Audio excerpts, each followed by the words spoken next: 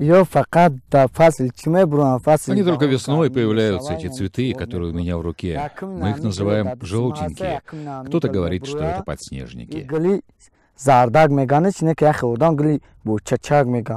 Умиджон каждый день выходит в горы собирать крокусы и юнону, продает их вдоль дороги в столицу. За один пучок цветов он получает около 40 центов. И это, по словам молодого человека, совсем неплохо. Особенно ранней весной, когда нет другого заработка. В этом году, благодаря теплой зиме и малому количеству осадков, цветение началось на 20-25 дней раньше обычного. Чему Умиджон только рад.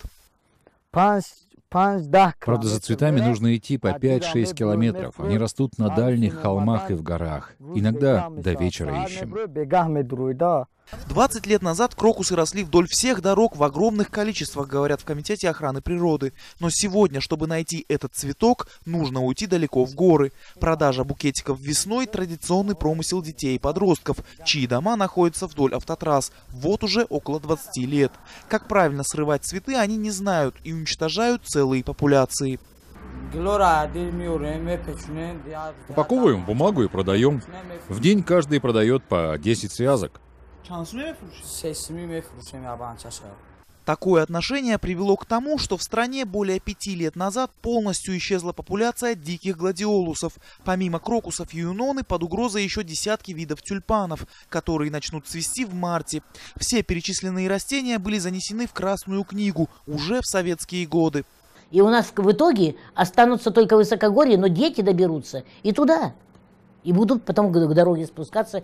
То есть у нас будет исчезать видовой состав одного и того же рода, например, тюльпан. А тюльпаны у нас занесены все в Красную книгу.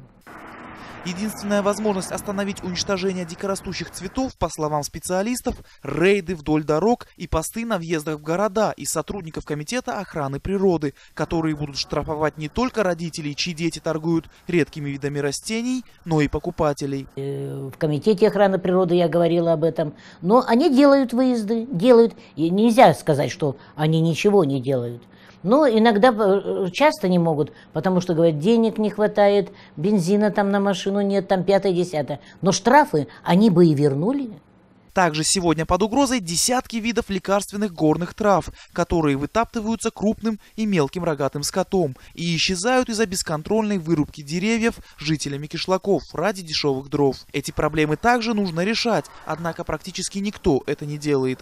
Анушервон Арипов, Насим Исамов. Настоящее время. Таджикистан.